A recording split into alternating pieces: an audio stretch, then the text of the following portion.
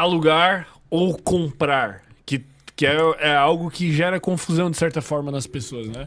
Exatamente. Eu fico até pensando, cara, é uma coisa que eu sugeri a minha própria família fazer, porque eu via, por exemplo, eles terem patrimônio, muito patrimônio, e às vezes ter dificuldade até pra manter esse patrimônio, assim, tipo, ter uma casa, tipo, Uhum. de 3 4 milhões, mas, porra, pra tu manter uma casa de 3 4 milhões, tu pagar IPTU, jardineiro, faxineira, e daí daqui a pouco tem que pintar, daqui a pouco tem que trocar telhado. Eu falei, cara, vende, aluga um lugar menor e muitas vezes até melhor ou equivalente. E Exatamente. com a diferença tu consegue manter e tu viver bem, tirar um salário. Faz sentido? Cara, muito sentido. Né? Então tem esse ponto de imobilização de patrimônio e se criou uma cultura no Brasil de que imóvel é o investimento perfeito. Você Uhum. imobiliza todo o teu patrimônio em imóvel e você não vai perder dinheiro. O que muitas vezes é verdade. Em alguns casos a pessoa não fez conta e perdeu. Eu acumulo assim algumas dezenas de histórias de pessoas que perderam dinheiro com imóveis. Algumas sabem, outras descobrem quando eu mostro a conta para ela. Fala, poxa, Rafa, pior que é verdade, cara. Isso aqui perdeu para inflação, eu não coloquei na conta, né, o IPTU, eu não coloquei na conta o condomínio quando isso não foi alugado. Eu falo que ele me rende R$ 2.000 por mês de aluguel, mas eu esqueço que a cada 5 anos isso passa um ano sem alugar, entre 2 meses aqui, 3 meses ali. Então, na verdade, não é 2.000, isso é uma conta que eu não estou considerando ali a vacância. Quando a gente olha do ponto de vista financeiro, os aluguéis são bem baratos no Brasil hoje. Isso não é uma realidade O que que tu de quer dizer com barato? Tipo, comparado com preço, outros países? preço do imóvel. Então você Ah, pega tá em quanto relação. custa um imóvel e quanto que eu vou pagar pelo uso desse imóvel durante um mês. E aí Uhum. tem gente que fica brava, fala assim, porra, como é que você está falando que os aluguéis são baratos? Cara, você aluga um imóvel que custa R$ 1 milhão por R$ 3.000 por mês. Uhum. 3.500, às vezes por 2,5 se faz um bom negócio. Esse cara está recebendo 0,25 ao mês, 0,3, 0,4, sendo que ele poderia deixar isso com liquidez diária nesses últimos 12 meses, Ganhar mais. recebendo 1,15 ao mês. A gente não está considerando que ele vai ter que fazer manutenção, que ele paga imposto. E isso na pessoa física chega em 27,5. Pois me ajuda a lembrar que tem estratégias de holding patrimonial para pagar menos imposto Tá. ali na questão dos imóveis também. Então a pessoa não faz a conta completa. O que não quer dizer que imóvel é um péssimo negócio. Quer dizer sim que alugar é um ótimo negócio. Alugar sai muito barato, principalmente para o cara que é jovem, que é solteiro, ou para o casal que está começando. Por que isso é interessante para o jovem? Supor que daqui a pouco você decide, surge uma proposta muito bacana, sei lá, o Flávio Augusto chega para ti e fala assim, Firmento, gosto muito do teu trabalho, eu quero montar um podcast contigo, eu quero comprar um pedaço do Sem Groselha, só que você vai ter que se mudar lá para São Paulo. Cara, dependendo da proposta, você fala assim, gente, vamos todo mundo junto, pessoal.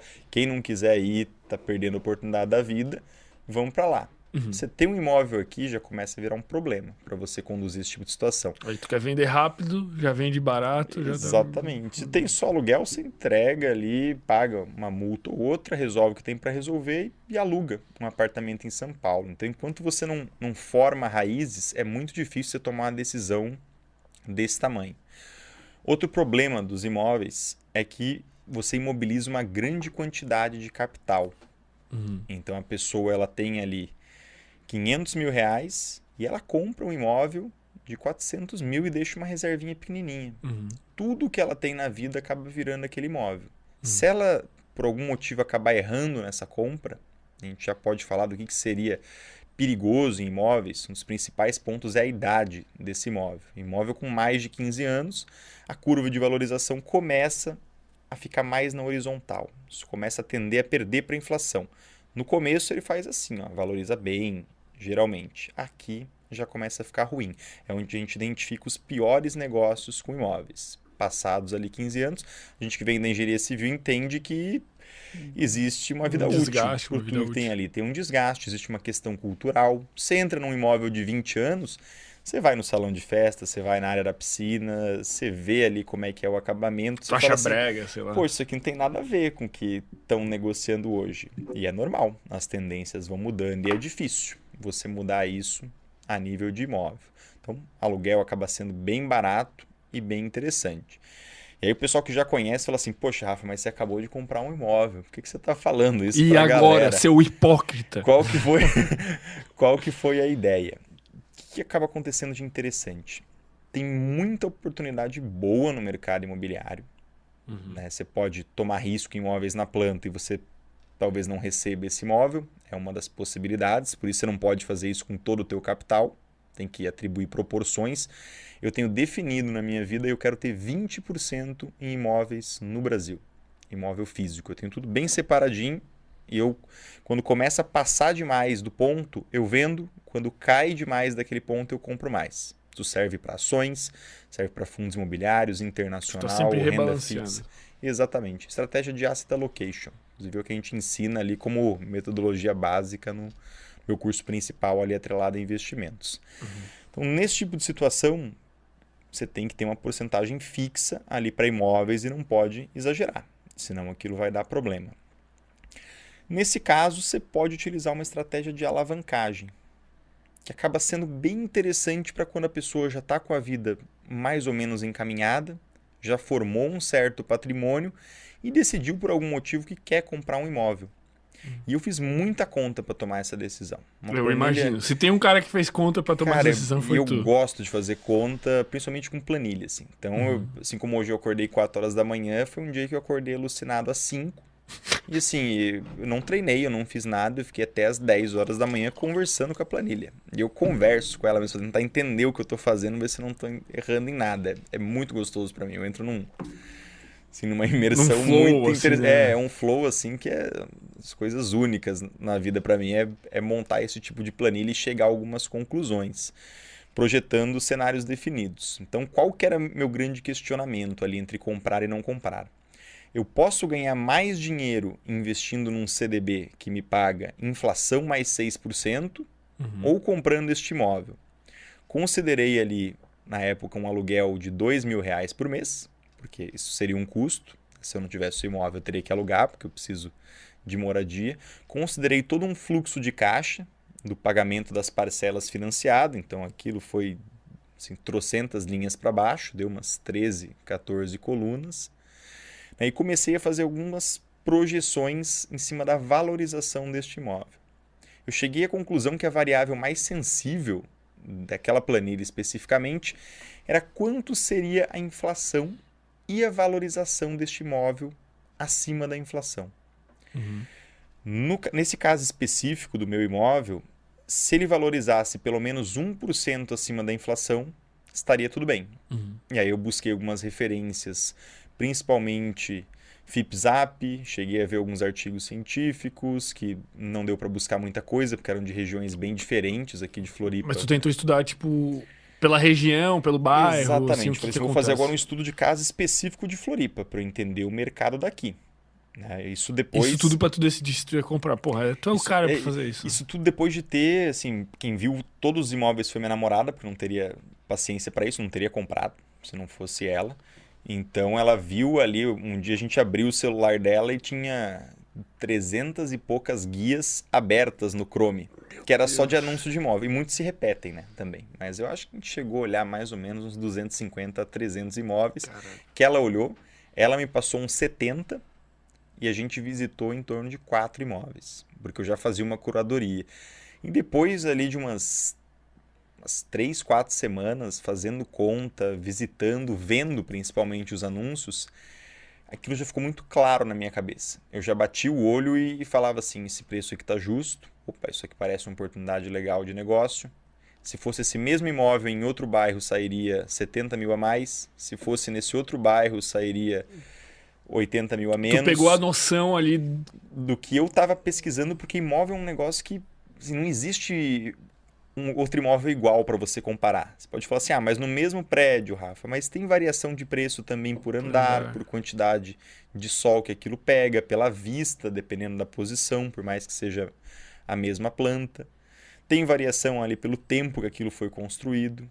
Condomínios mais caros que não oferecem tanto benefício. Você fala, poxa, metragem quadrada, Rafa. Tá, é uma das referências. Mas tem muitos parâmetros, né? Preço de condomínio. O que esse condomínio oferece? Qual que é a qualidade dessa vaga de garagem, além de quantas tem? Tem hobby box ou não tem hobby box? Não tem muita coisa, assim. E aí tu acabou chegando na conclusão que nesse caso...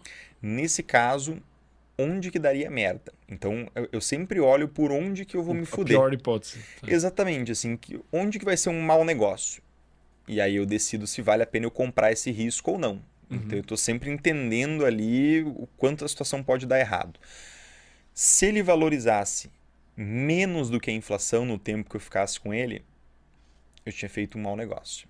E aí aquilo, cada 1% a menos da inflação vai ficando monstruoso de um mau negócio. Eu teria ganho muito mais dinheiro se eu tivesse pago o aluguel e investido aquela mesma quantidade de dinheiro em CDBs de IPCA mais 6%. Se eu conseguir bater a inflação ou inflação mais 1%, mais 2%, a conta começa a ficar maravilhosa. E aí eu te explico por que o financiamento é uma estratégia interessante. Porque eu tiro do bolso apenas 20% do valor do imóvel. E a valorização, caso aconteça, ela acontece em cima de 100%. Então eu estou alavancado. É a mesma coisa que as pessoas fazem, por exemplo, com day trade. Você está ali com R$500, mas posicionado em 20 mil. Eu estou ali com R$130 mil, mas estou posicionado em 650. Então, um valor muito maior em cima dessa valorização, mas também se as coisas fugirem ali, que seria valorizar um pouco menos que a inflação, a pancada dentro do meu projeto de aposentadoria, vou ter que trabalhar 1, 2, 3 anos a mais dentro do que eu projetei. Outro ponto que é importante para as pessoas se ligarem, né? A gente já entra nessas estratégias também de financiamento. Questão do tempo do imóvel. Esse era um imóvel um pouco mais novo, tinha apenas 5 anos. Então eu pensei para minha situação de vida, não quero me mudar de Floripa, a não sei que assim, tem que ser muito boa a proposta e mesmo assim eu vou cogitar muito parâmetros de qualidade de vida, porque assim, dinheiro acaba não sendo tudo depois de um certo ponto. E tem mais 10 anos com esse imóvel numa curva boa ainda de valorização. Depois o troço vai meio que estagnar. Tanto é que a Caixa avaliou, eu paguei 630, eu joguei a oferta um pouco mais para baixo, aquelas negociações.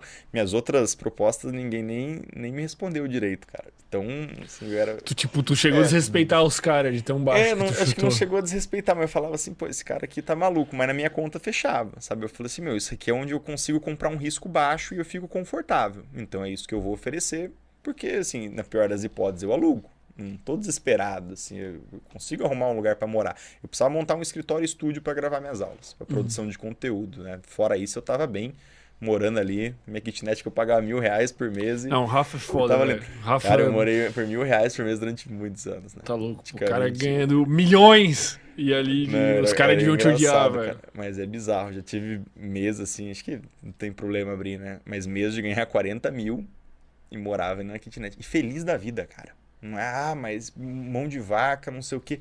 Cara, eu adoro aquele lugar. Assim, até hoje. Penso que tem carinho, assim, se eu não tivesse que gravar as coisas de conteúdo realmente pra internet, cara, continuaria ali amarradão. Ficou muito confortável pra mim aquela kitnet, bicho. Eu montei tão do meu jeito, assim, daria mais uma pintada na parede, uma ajustadinha, mas virou quase que um estúdio que era de graça, assim.